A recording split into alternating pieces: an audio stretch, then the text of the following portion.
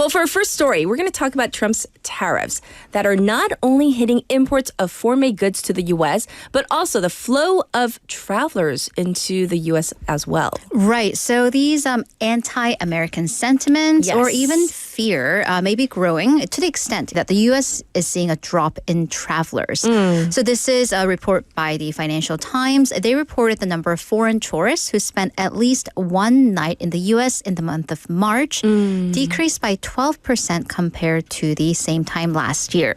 This, by the way, is the biggest drop since March of 2021, which is smack in the middle of the COVID pandemic. Right. So there are also notable drops in travelers from Western Europe, including Ireland, Norway, and Germany by over 20%. And one travel reservation site CEO said that the cancellation from the UK on their site, UK, Germany, and France reached 40%. So what are the main reasons? Right. So first, it has to do with the Trump administration's staunch immigration policy. Okay. Because we have reported on and we keep hearing about the news of travelers being detained at the border. And as our experts said, Border Patrol agents could always search your phones. Yes. But they're just doing it more so now, or your laptops and other electronic devices. Yes. So quote unquote, bad word of mouth is spreading about traveling or possible border and port issues in the United States. Okay. And this is according to a CEO of a French hotel chain.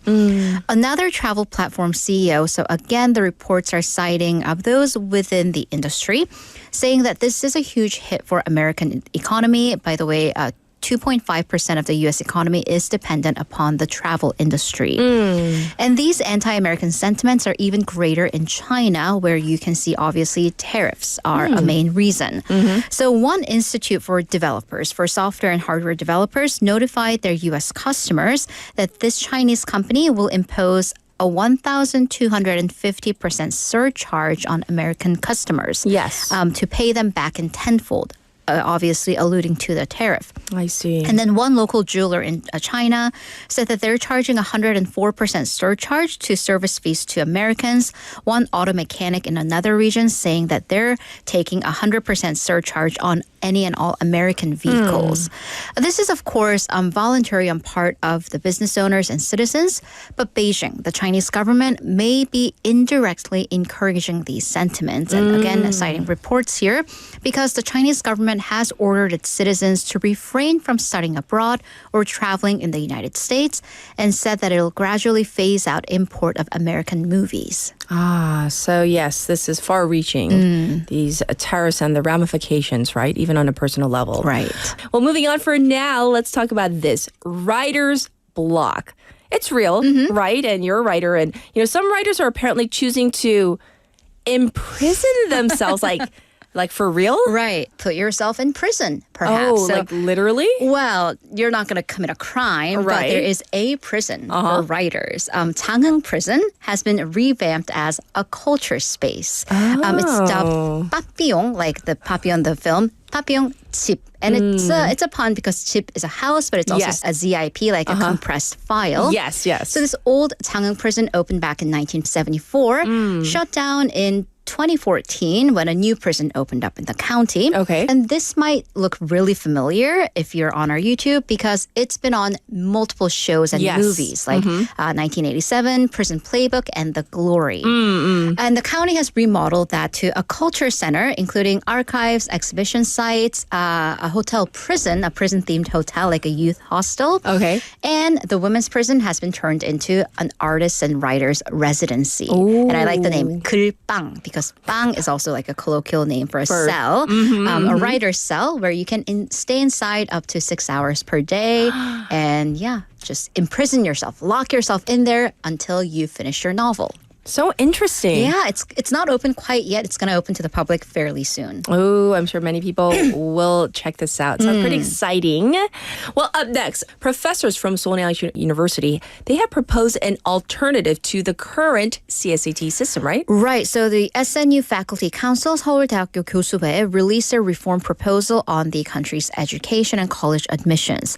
The key policy change, let the students take the CSATs multiple times a year. Yes. So they propose that the CSATs be offered 3 to 4 times a year, and whether the details will be determined, but having the best score be the one that they apply with, or Yes. taking the average score in the college admissions process. Right. So it'll be kind of like the SATs in the U.S. Exactly. So the intent is something that we've talked about, as society, having one day per year to test everything, from grade 1 to 12th grade. So tough. It's brutal. Yes. Because factors can play in that are non-academic. What if you have a cold? What if you're just not a good test taker, etc.?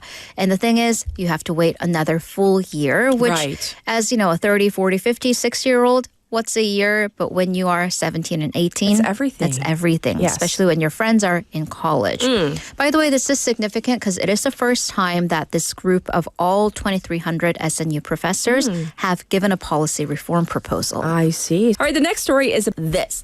The police caught a fugitive who has been on the run for attempted murder after 16 years. So what happened? How? He walked in Like literally? just to the police station. Oh. Yeah. He turned himself in? Not really? Why did he walk into the police station Yes. but didn't turn himself in? Let's get to this. All right, so why was he a fugitive? This man 16 years ago allegedly visited his business rival with a can filled with paint thinners, which is a flammable material, and a blunt weapon with the intent, allegedly, to kill the rival. Oh my goodness. An employee who tried to stop him sustained bad burns all over his body. And this man ran away, and the police never caught him until now. Yes, and you say he just kind of waltzed into the police station. So did he confess or what happened? No, but he may have forgotten that he was on the run because he visited the police station last month to get a driver's license related document and into the civil services department. So he went in as 민원인. Yeah, the police, of course, everything's connected. Yes. They checked his identification because you do need resident registration number. When you type that in, boom, oh, look, he's wanted for attempted murder. Oh, goodness. And arrested him. So he has been indicted under detention by Seoul's 서부 prosecution. Oh. So, yeah, the streets are safer. It's one person safer. That's true. Yeah. All right, up next, let's talk about this marital dispute over money, but this time it's over whether one spouse making a lot of money was in betrayal of marital trust. All What? right, I want married people's opinion. If your roommate, without you knowing, made 300 million won, but you didn't know about it, Oh. how would you feel? Oh, not good. I mean, that's putting it lightly. Okay. If my roommate Okay. made 3억 won without letting me know and was like kind of keeping it a secret, Yeah, maybe. Okay. No, definitely Interesting. not. All right. I want all y'all's opinion on it. 배우자가 나 모르게 3억 원을 벌었다면. 벌었다면. And then what do they do it? Are they going to give it to me? Well, I don't know. Ask your Okay, okay. roommate. Yes. All right. So this is via this YouTube channel of an attorney, Yang Nare. So the husband wrote this letter, this question. So he works. His wife is a stay-at-home mom or stay-at-home wife. She made a lot of money over cryptocurrency. Ooh. But now he wants to know whether she would be the spouse at fault, 유책 배우자, if they got a divorce. Oh. Yeah, so the couple made crypto investments early on in the marriage a few years ago and lost a lot of money. So they decided together, we shouldn't do that anymore. We're not going to do that anymore. So recently, though, he asked his wife, that's when the crypto market was doing its thing. Yes. Whether he asked her, the market seems good. Should we make like a short-term investment, get in and get out? She said no. She said no. She said no. Okay. And then he found out, he saw on her phone, she had a crypto app. And he dun, said, dun, dun. hey. And then she said, no, I just have this app so I can look at prices. She's in charge of the finances in their home. So she straight up lied because he Yes. went into it, found out that she had put in their recently completed savings bond, their 적금, into crypto investment. although she was really successful because that 적금, the savings bond seed money was under 100 million won. She tripled that to 300 million won. But still. I know. What if she lost it That's completely? true. This is true. This is true. And this is why you guys are so much wiser. Because I was Yes. like, hey, free money. But I guess that's not the case. That's not the point. It's not the point. And that's the husband's side too. It's a Yes. trust issue. It goes beyond money. That she hid it from him despite her making money. Yes. And he accused her, of trying to take money from them, the joint account.